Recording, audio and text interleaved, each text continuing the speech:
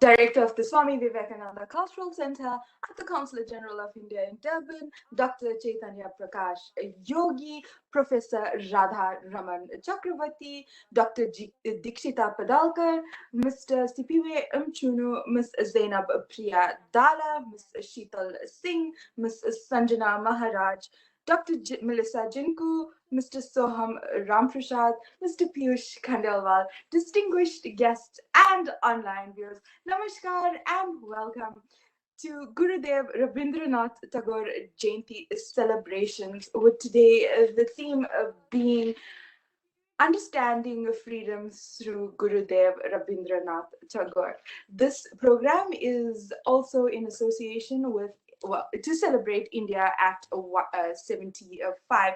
Just a little bit about Gurudev Rabindranath Tagore.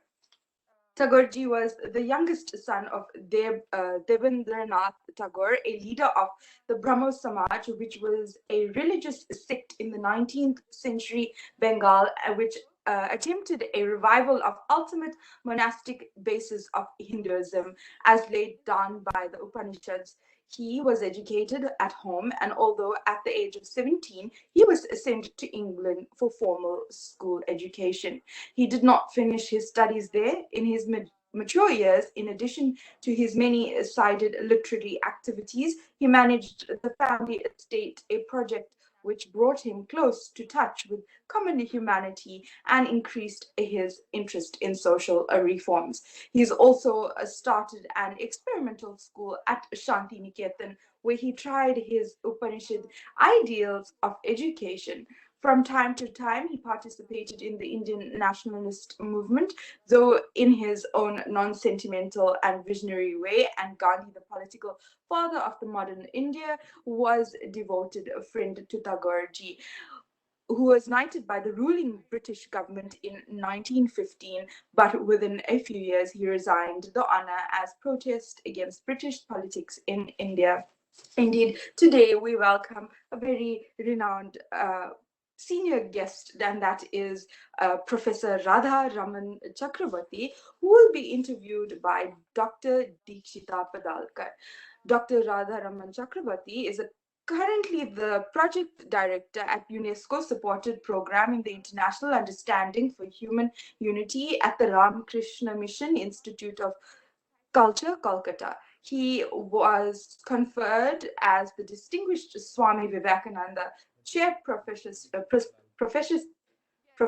in Social Sciences by the University of Calcutta. Under his presidency in the Jadavpur Association for International Relations, JAIR, has emerged an academic platform for serious international studies with membership across the disciplines and professions, offering special access to young scholars. Dr. Chakrabarti is also a member of Peace Studies Group at the Calcutta University.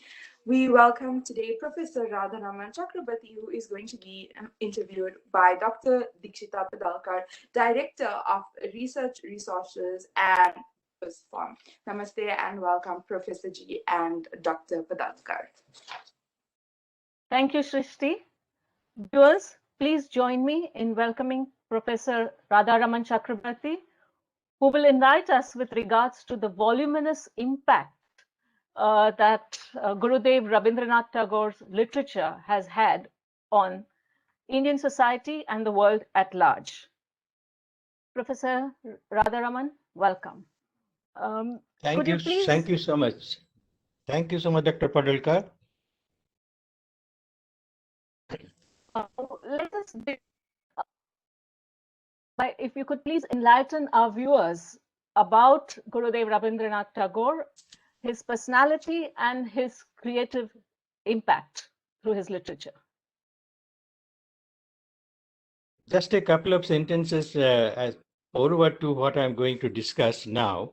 I'm really very happy that this is happening there in Durban, remembering the great poet Tagore and his myriad activities, not just as a poet, but in many spheres of life. He was, in every sense of the term, a very active personality. So if you want me to say something about his personality and creativity, in fact, it will take hours.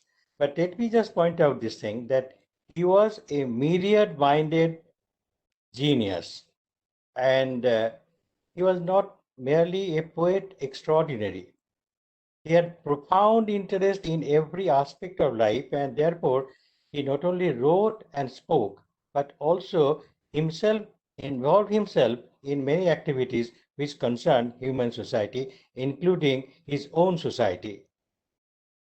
Now, it will be really very, astonishing to remember that between 1978, between 1878, when he was just 17 years, up to 1941, the year when he passed away, well, he has produced an enormous volume of literature, which includes as many as 46 or 47 books of poems, some 14 novels, a large number of short stories, and on top of everything, I'd say that he has produced a real treasure of on social thinking, dealing with different aspects of human life, social organization, state and the individual, and definitely on the main theme of today's program, which is freedom.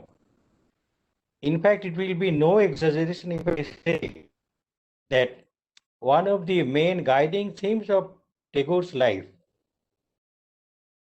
both as a writer and also as a person, as a human being, was, upholding the principle of freedom. Uh, I think we all know about his greatness. And perhaps our listeners and our viewers would be a little more interested in to know as to what kind of a human being he was. I'll just add a couple of sentences on that. Well, he was extremely sensitive and highly witty and humorous. He was bubbling with enthusiasm in any company, so much so that he was welcome not only in common household but also in places of the higher people in different continents. In him we find both an eternal child, as simple as that, an eternal child, and also a very mature sage from which, well, people of great learning could also learn a lot. And it will be also very interesting to learn that he took interest in not only art or architecture, he also took interest in the cooking art. And not only about serious meditation, he also took interest in agricultural sciences. So much so that he sent one of his sons-in-law and also his own son abroad to learn agricultural science with the view that ultimately this new knowledge, this new science of producing crops and other, well, edibles, the country was of great food crisis. And that was his idea to have, well, grip on the new science of agriculture. And one more thing I must add, and that is about is his golden voice. Well, I'm really unfortunate that I was not born in those days, but whoever has any memory would say that, well, he had a golden voice and he not only composed songs, he would also sing and he could captivate his audience. So I think that much our audience ought to know that he was not only a great man, but he was a human being in every sense of the term. Well, Dr. Padalkar, you may please lead me to other question. Dr. Padalkar, you may please lead me to any other question. Yes. Sure. Will it be about freedom? You can. We would like to know from his literature what were some of the references to freedom in his literature. For example, when I've watched some of his short stories on the screen, I find that there was a great impact on the role of gender in his short stories, because he was Yes. deeply impacted by the status of women in society at that time. And some of his stories portray this very sensitively. So if you could give us some anecdotes through his literature which portray the need for all-encompassing freedom during in this compared to the times prevailing then. Well, as I can see, well, there are two aspects to this question. One is the conceptual frame in which the poet realized the idea of freedom, and the other thing is how he translated this conceptual idea of freedom in his own writings in the actual day-to-day life of individuals, particularly including women. So far as the idea of freedom is concerned, Tagore believed that freedom is a multidimensional concept. It does not simply mean, well, freedom of absence of restraint. Well, of course, absence of restraint is the usual meaning we attach to freedom. But the poet says that why do we have these restraints? These restraints do not necessarily come from external sources. We ourselves are sometimes responsible for, well, creating the bondage. We impose into our own existence certain restraints that not only come from outside but also come from our own mindset, because we are often bound by some of the old ideas, some of the old practices, and we do not always prepare ourselves for doing something new. And there may be various psychological and other reasons for that. Therefore, one dimension of freedom is that keep our minds open so that it can also resist any kind of restraint coming from outside. The other aspect is, if you would permit, Dr. Padalkar, may I recite a couple of lines from one of his poems, which was also reproduced in Gitanjali. There he allegorically talks about how this internal mind is influenced by our own fear and other things. Now, the poem is about a prisoner. I'm not actually reciting from the poem in Bengali because nobody would understand this. The essence of the poem is this, that somebody is talking to a prisoner that, well, how come that you have got your shackles on your hands? And the prisoner replies that this is my own making. I will feel more and more secure if I can bind my hands. And therefore, the prisoner ultimately made himself a prisoner in the real sense of the term. Why? Because he thought that he had stolen the treasure of his king, and he could hide his treasure, and he could also escape punishments. In order to do that, he pretended as though he is a prisoner. But by pretending so, he actually became a prisoner, and this is the essence of that particular poem, which has been included in Gitanjali. Now, these are all, of course, philosophical ideas, but somehow or other, poet always believes that unless we conquer the fear and restraint in our own mind, we won't be able to enjoy freedom.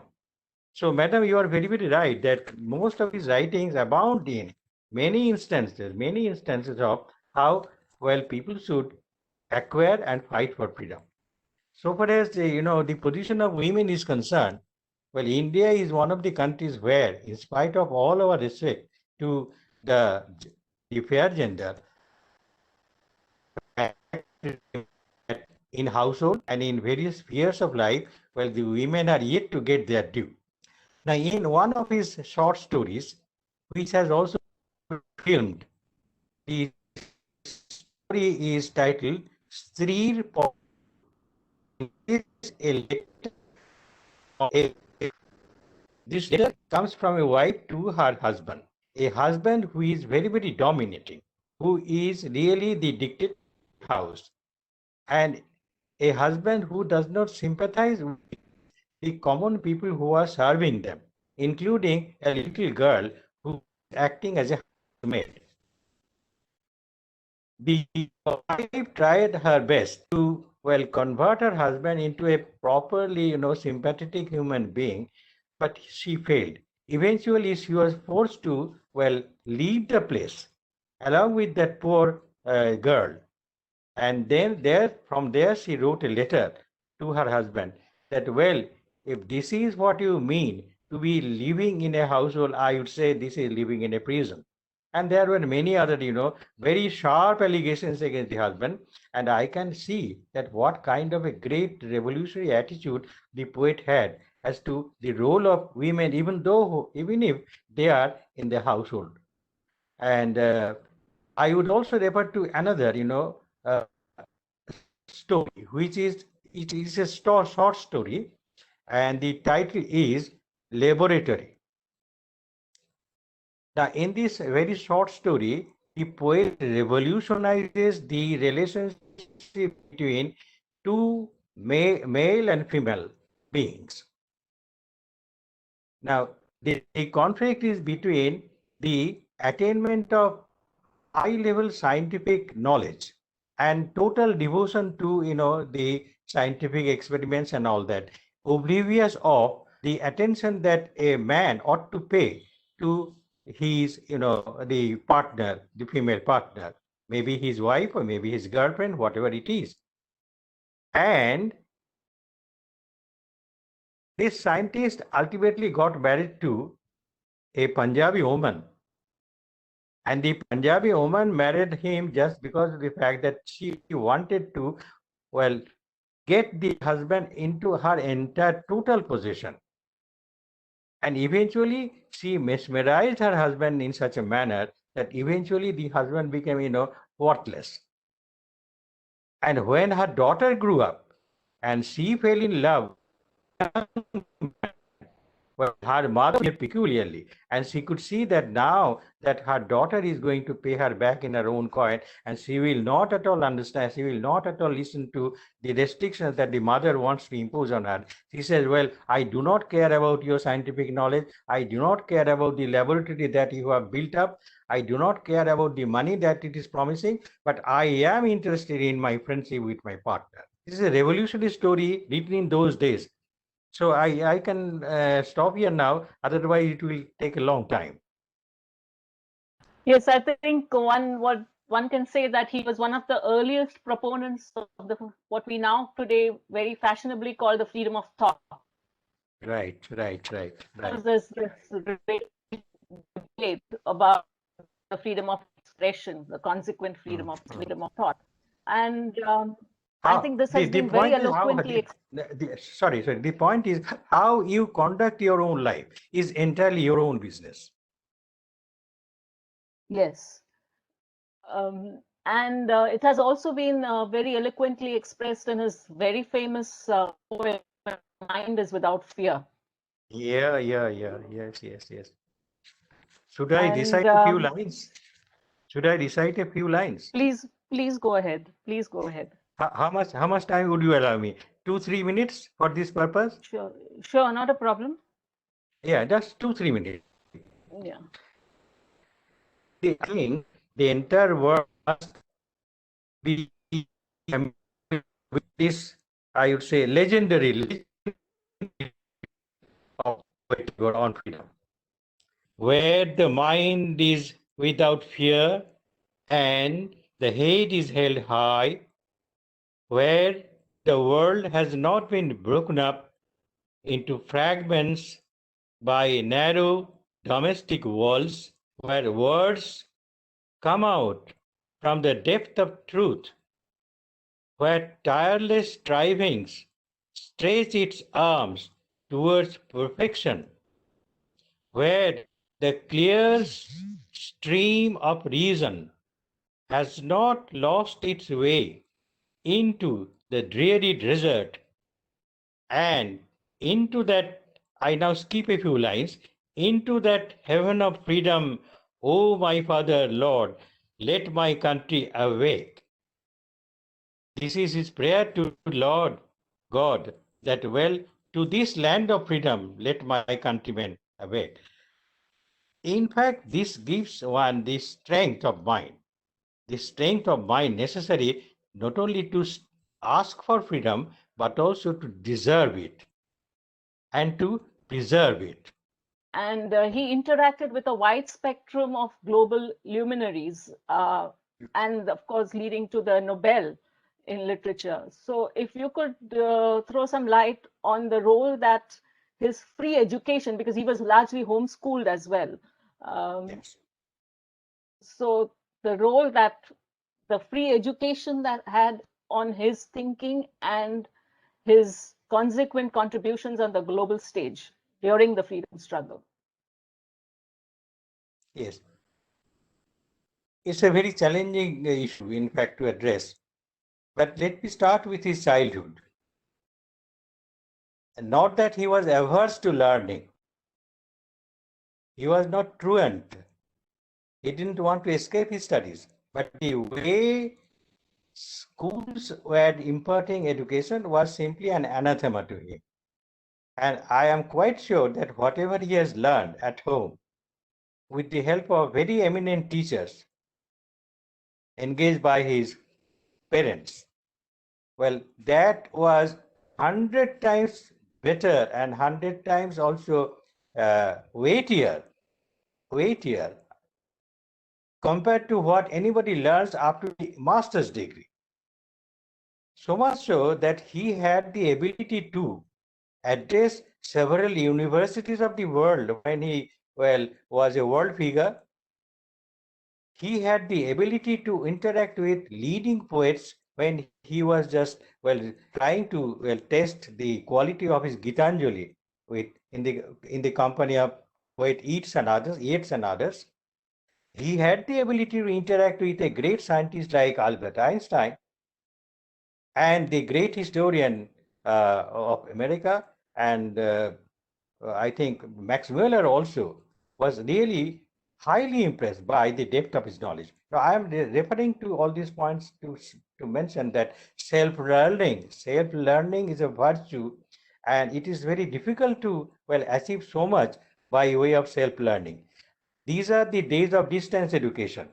In fact, in the context of the present day corona, there is now a tendency now to replace the face-to-face education, and we are relying more on the online education. Well, this is a different context, but what is expected in distance education is not, complete long drawn lectures, well, long drawn one-sided dialogue. No, what is important is that the learner should be given only certain clues so that they have the freedom to learn by themselves.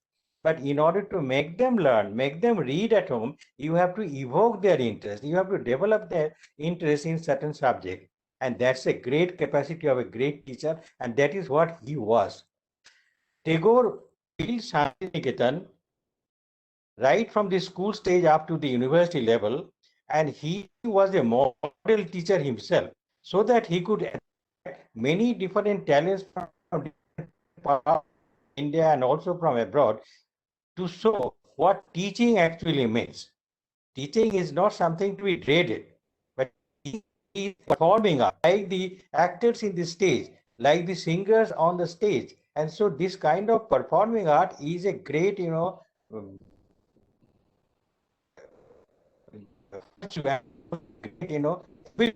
to communicate with the learners.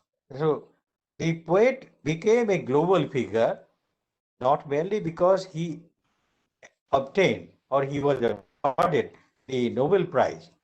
There was a little bit of controversy in the Nobel Committee itself,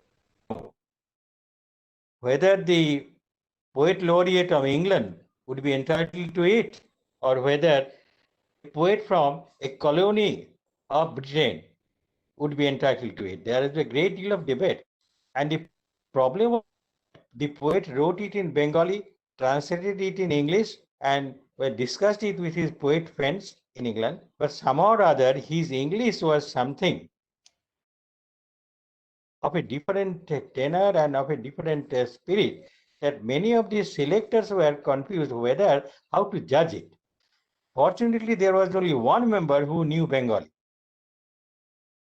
and he also visited Shantiniketan earlier. That really, well, tilted the scale in his favor. But that is not important. The point is that the poet did not feel that he became a greater man just because the Nobel was awarded to him.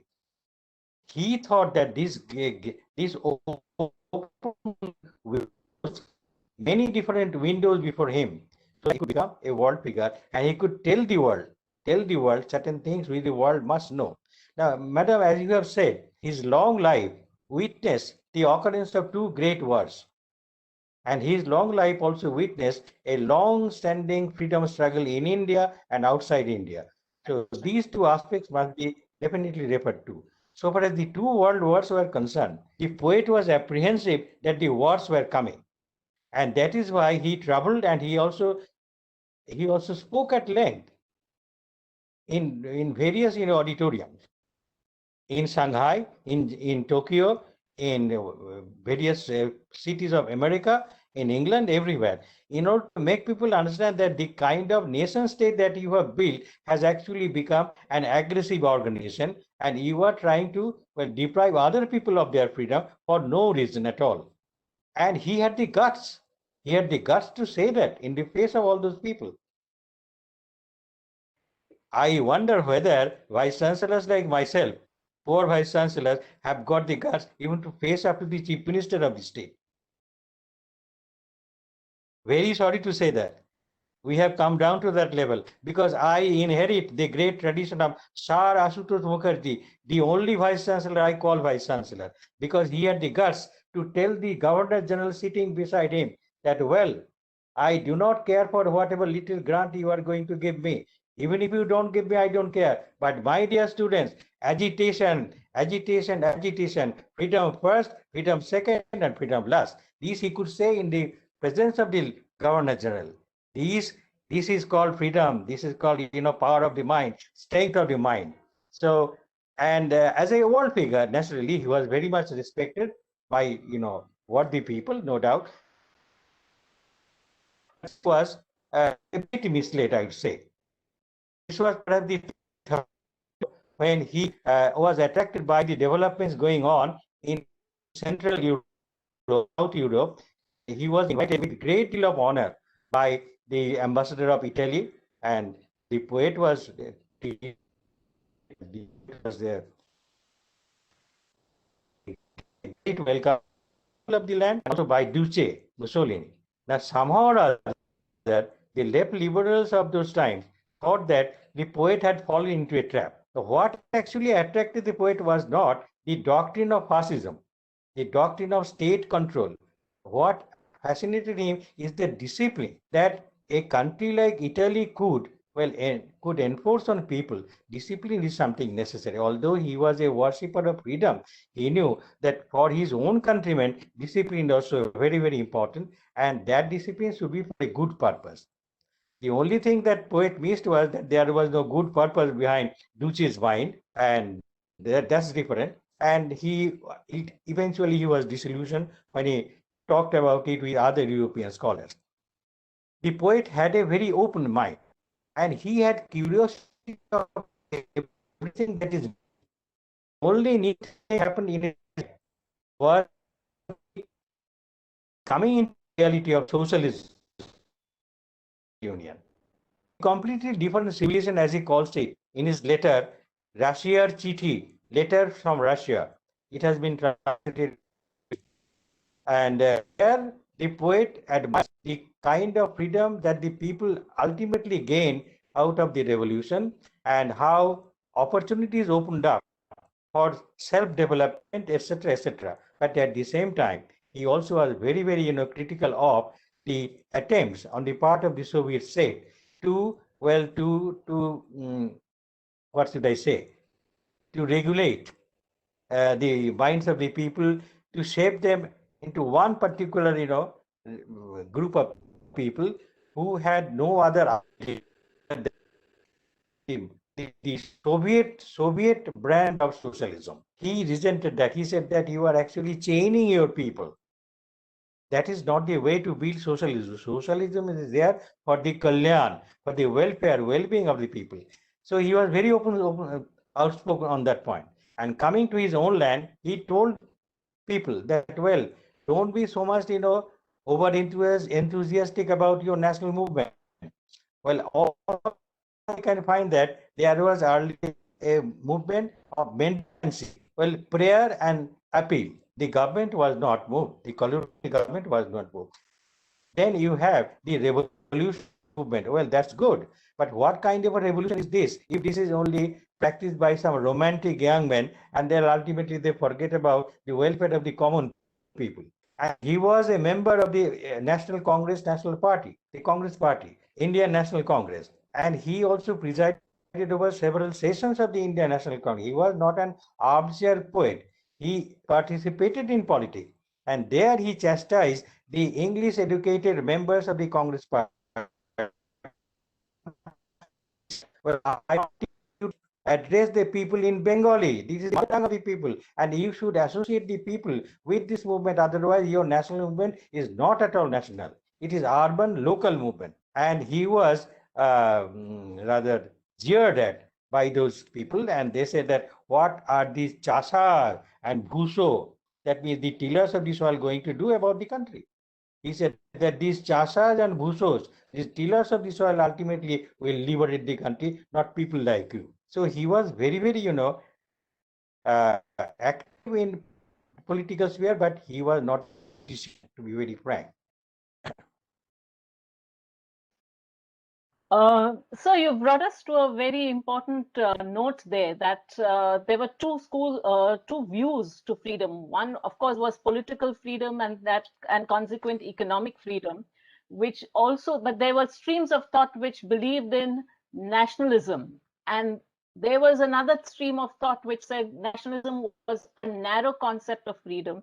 And there was the view with antithesis to that was that we need to blend the best of the West with the best of the East. So you have the best combining with the best, not the evil of the West combining with the evil of the East, if there was some evil in that, is to say. So that changes the way looked at imperialism in those times. Would you want to share something there?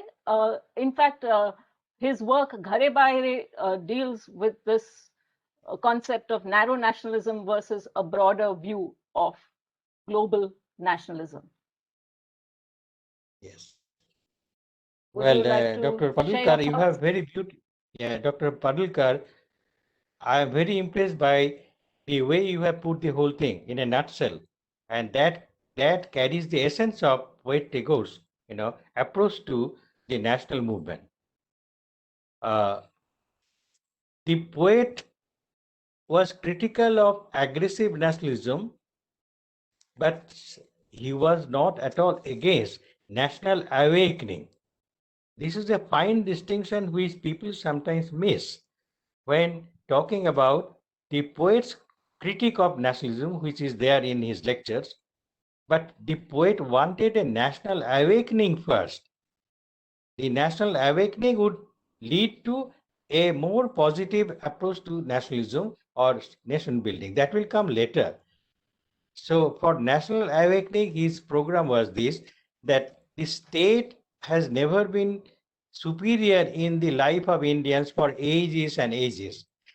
The people knew that there was a state, the people knew that there was a king or a Badshah or something like that, even a governor general, but they were not at all concerned with, they were more concerned with their daily life and the virtues of life also, in their own ways, in their own religious ways and other methods of conducting life. Therefore, he said that it is society which must predominate over the state. This is, I think, the beginning of the concept of what we call the predominance of the civil society. Unless the civil society is strong, well, the state will do whatever it pleases over its people. Now, he wanted that the society, because it was a colonial country, you had no, access to political power, and it will take time to achieve freedom.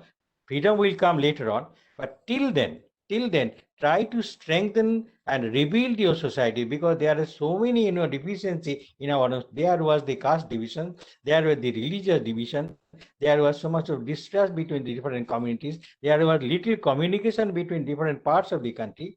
I am reminded of the great work done by the great Shankaracharya, well, who traveled all over India. Similarly, as Swami Vivekananda did, similarly as Subhash Chandra Bose did in his young age, in order to see what India actually wanted. And the great Shankaracharya, well, established 4 different, places of, pilgrimage. The purpose was very clear. He wanted people of different parts of India to make it a compulsory habit to come and visit and interact with each other so that the people of India feel that they are one people. This is the social and cultural approach to unity and freedom. The poet's third approach was to reconstruct the village economy. He thought, and there he conquered with Gandhiji, that, well, India lives in its villages, and therefore, if we can reconstruct and strengthen the village community and the village economy, that will be enough to sustain the national movement in later time.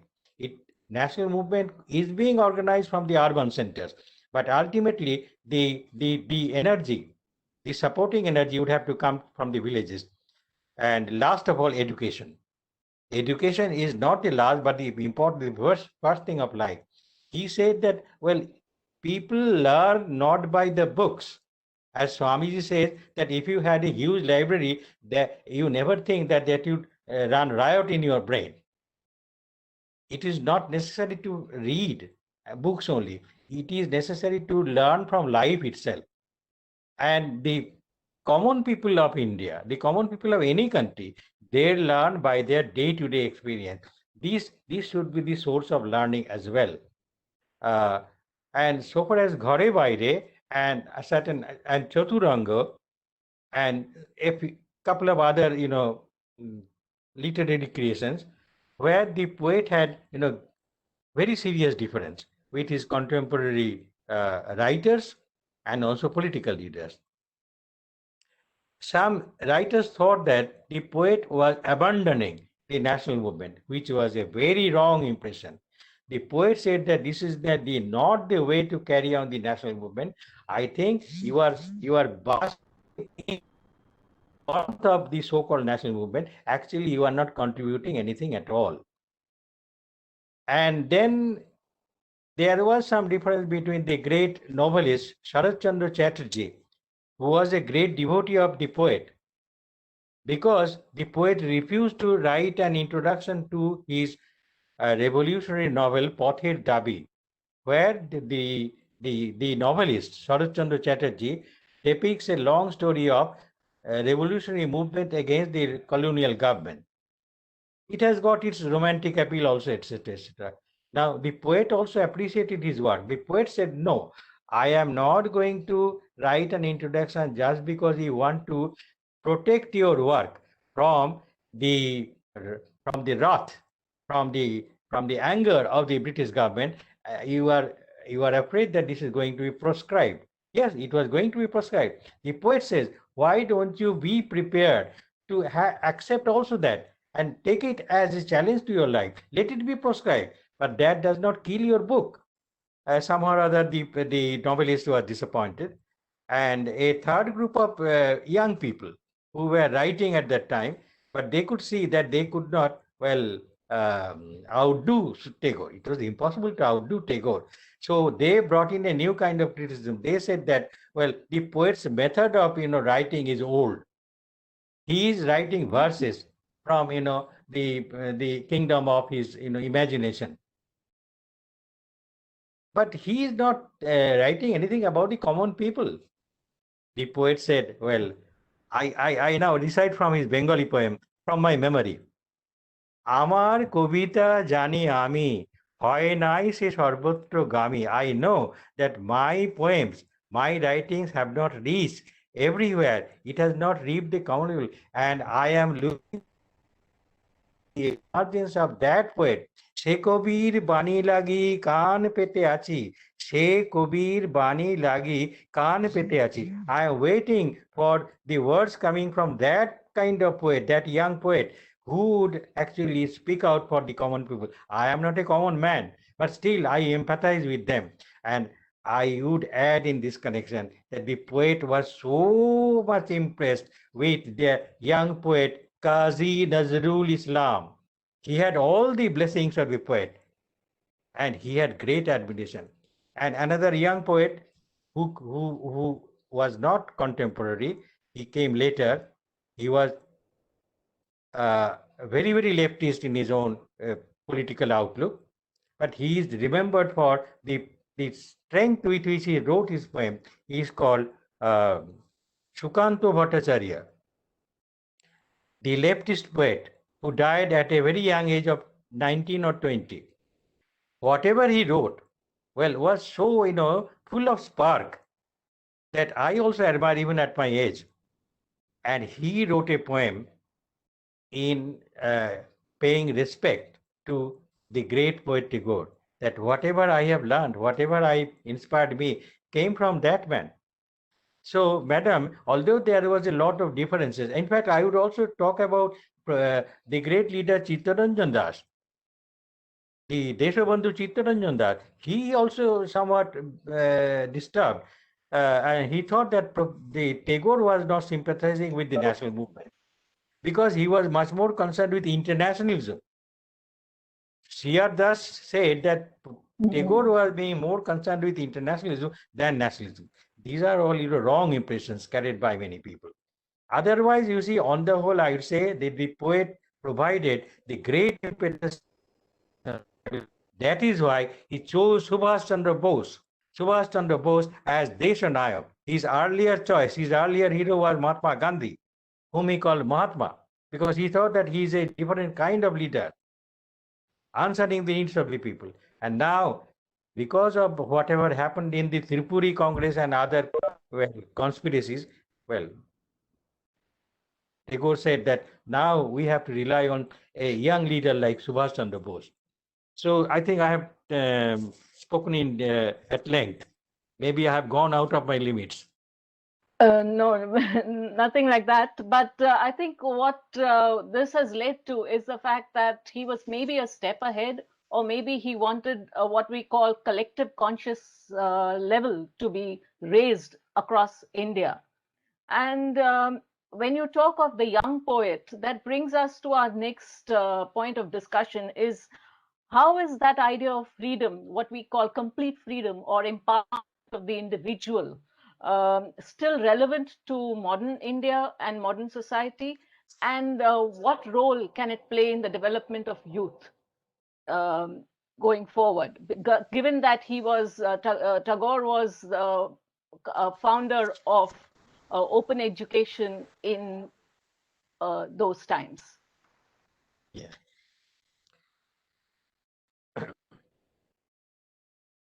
If you want me to think of the present generation of young people, particularly in my own country, I feel that it's a completely different generation altogether because of certain factors. Since we have attained independence, there were many crises, many different streams of indoctrination,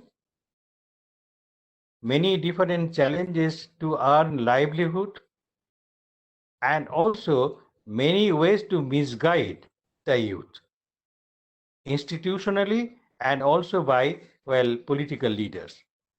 In spite of that, what I feel is that today's youth in the age group of 18 to 18 is the voting age of voting right. 18 to, I would take it up to 28. This is the year, the belt of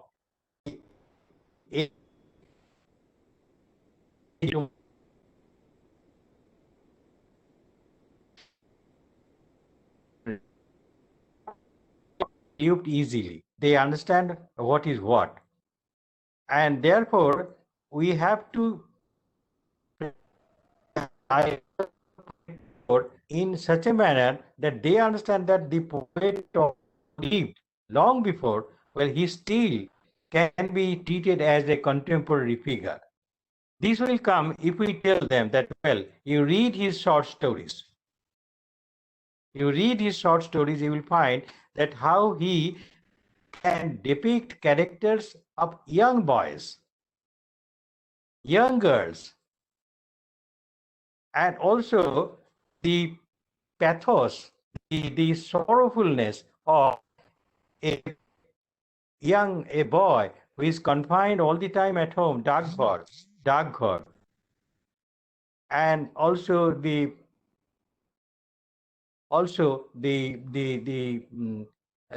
film, the three stories which have been filmed by Satyajit Ray, Teen Konya, three different girls. Now, the last one is called, depicts a girl, young girl, and there is another postmaster in the same trilogy, postmaster, very little girl. How such little girls can be so helpful, so devoted, and at the same time so sensitive that it is necessary to understand their mind. Now, we old people, we people who are the conscience keepers of society even today, would really have to search their own minds before they try to teach these young minds. These young minds are not, interested in any kind of rote learning. They understand that in order to earn money, they have to do certain things. But on top of that, they are still looking for some kind of that will really lead them on to a new search for life. And I think one of the great ammunition that they can get, I call it ammunition, this is not appropriate expression. It is actually, I would say, the motivating force instead of ammunition. The motivating force would come from whoever listens to these hundreds of songs or thousands of songs, at least 2 or 3 songs every morning, like, well, uh, practice yoga for 5 or 10 minutes every day will definitely alter attitude towards mind, and they will rather look at life from a different angle, and they will understand that why the poet says that you not only have to love your own country, you not only have to love your own countrymen, but you also have to be loving everything that is around, including the sky, the mountains, the rivers, even the little plants, everything around you. Once you have got that kind of an attitude, I think the youth certainly will appreciate this. If the kind of educational experiment that the poet started in Shantiniketan, where teaching under the banyan tree, teaching under the open sky, giving every freedom to challenge even the teacher. And there were many funny incidents also there. But you see, we cannot recreate that kind of atmosphere today. Ours is a very, very mechanical and also, I'd say, artificial way of imparting education, whether at the school or at the higher level. But still, if the teacher can try, he can certainly reach out to the minds of the young people. A teacher has to be a childlike person. He must not behave like a child, but his mind should be as soft as that of a child, as poet Tagore was. Sure. Is there anything else that our guests, Dr. Yogi, would you like to add something to the discussion? So essentially, we have discussed the works of Tagore, we have discussed his idea of freedom and the role that education played in his life. We have discussed his understanding of youth. Our greatest challenge is how do we invoke this sense of freedom and the strength that it brings among the youth? And is there anything that you would like to conclude with, Professor Radharaman? Your concluding thoughts? Yeah, it will be again tempted to recite a poem, part of a poem. As I told audience, our learned audience, that the poet almost all important parts of the world, covering as many as 5 continents. Only Australia and Africa somehow have to be excluded. The poet knew that there was a gap in his experience. He was empathetic towards the plight of Africa at that time. Africa still never, at that time, was not looking forward to liberation. It was called the dark use of geography in those days. I think Dr. Yogi also would corroborate that even we used to call Africa the dark continent. The poet, we apologize to Mother Africa. And I retired lines in Bali, and then I'll give you the translation if you kindly permit. Sure, we have the Shall I time. start? Srishti, we have a couple of minutes, right? The poem is titled Africa. Africa. Esho Juganter Kavi, come forward. I'm translating line. Esho Juganter, come forward, O poet of the present age. Esho Juganter Kavi, শেষ রশ্মি পাতে at the fag end of this millennium দাঁড়াও come and stand in front of that beleaguered lady, which is Africa, who was so much demeaned and who had to be the victim of so much insult. It is now time for you, poet. He is also addressing himself. It is time for you, poet, to come and say, please, please, mother, forgive us. Please forgive us. ক্ষমা করো মোরে, ক্ষমা করো মোরে. The colonialists never, ask for any kind of, apology. But the poet, on behalf of the entire world, including the colonialists, was, asking for apology to Mother Africa. This is my tribute also to the Friends of Africa. Let us build a new friendship between India and Africa.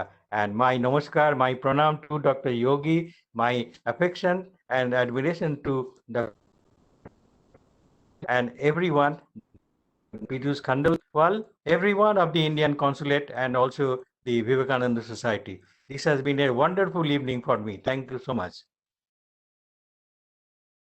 Thank you, Professor Radharaman. Thank you so much, Professor Radharaman and Dr. Dikshita Padalkar, for that very interesting and informative interaction on Rabindranath Tagore.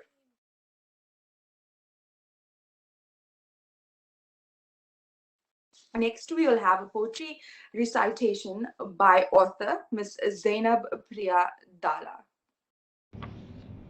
Where the mind is without fear and the head is held high, where knowledge is free, where the world has not been broken up into fragments by narrow domestic walls, where words come out from the depth of truth, where tireless striving stretches its arms towards perfection, where the stream of reason has not lost its way, into the dreary desert, sand of dead habit, where the wind is led forward by thee into ever-widening thought and action, into that heaven of freedom, my Father, let my country awake. By Rabindranath Tagore. Thank you so much, Zainab ji, for that beautiful recitation on Tagore Sahab's poetry. Coming up next are poetry recitations on Tagore ji, and they are by the members of the Vishwa Shakti Academy of South Africa, and the students are Sheetal Singh, Sanjana Maharaj, Melissa Jinku. Namaste, my name is Sheetal Singh, and today I will be reciting a famous poem by the poet Rabindranath Tagore entitled Maya.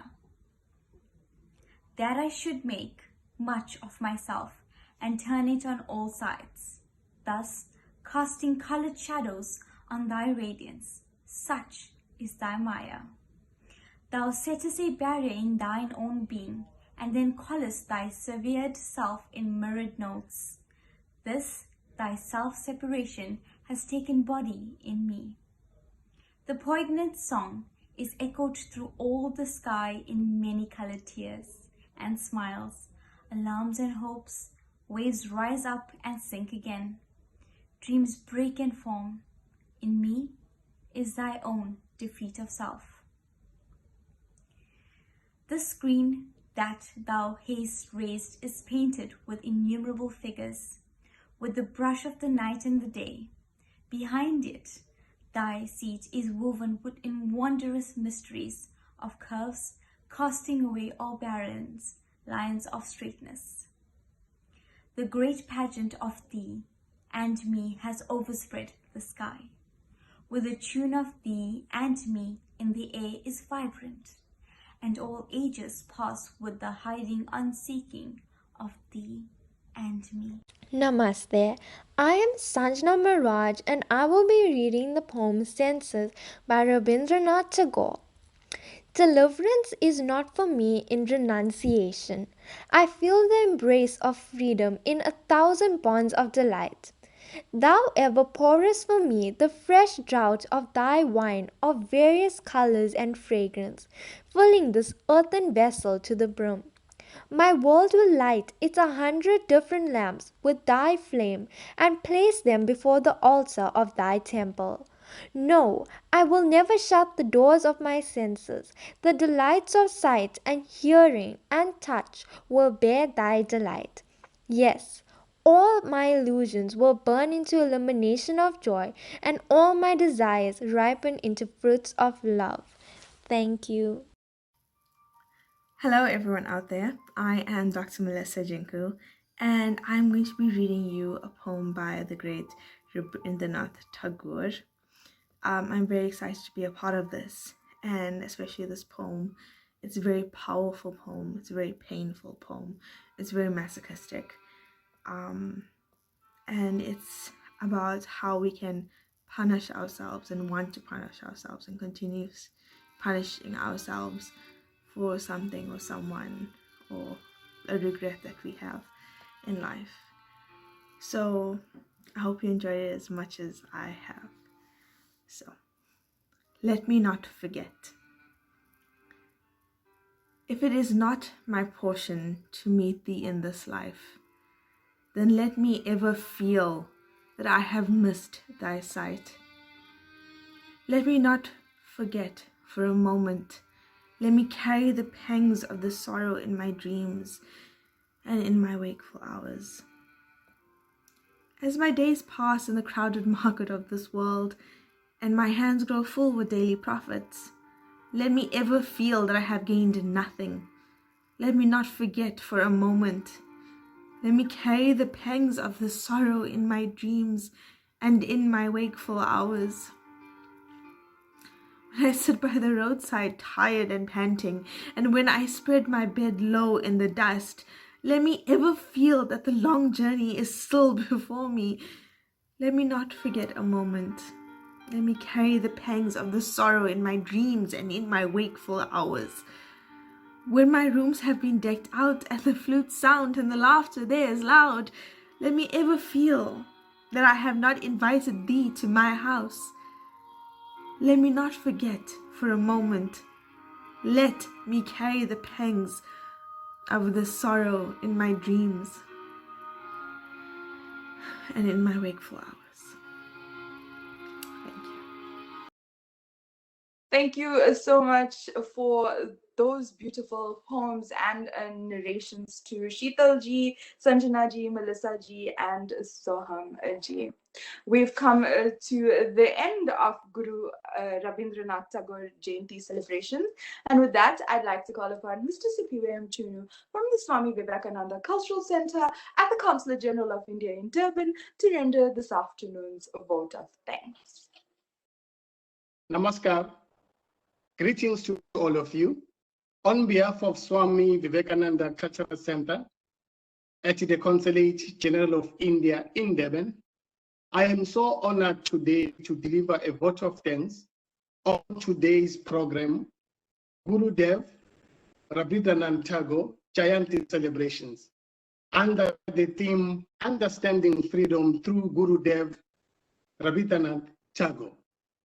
Now allow me to thank our online guest, Professor Radharaman Chakrabarti ji, who had a very interesting interview this evening. The interview, sir, was very interesting, and we learned a lot from the interview. The interview was conducted by Dr. Dikshita Padalkar. To both of you, Dhanyavad, thank you very much. Now allow me to thank all those who recited poems this evening. Miss Zainab Ji, Miss Shital Singh Ji, Miss Melissa Chinguti Ji, Miss Sonjana Maharaj Ji. To all of them, I'm saying on behalf of Swami Vivekananda Cultural Centre, Dhanyavad to all of you. To Director of Swami Vivekananda Cultural Centre, Dr. Chaitanya Prakash Yogi, Sristi Harinarayan, Sri Piyush Kandelwal, thank you very much for taking part on today's program. To all those who took part online, we'd like to say thank you for taking time with us. You are kindly advised to visit Swami Vivekananda Cultural Centre Facebook so that you'll be updated about all cultural activities organized by Swami Vivekananda Cultural Centre in Durban. To all of you, have a wonderful evening. Namaskar.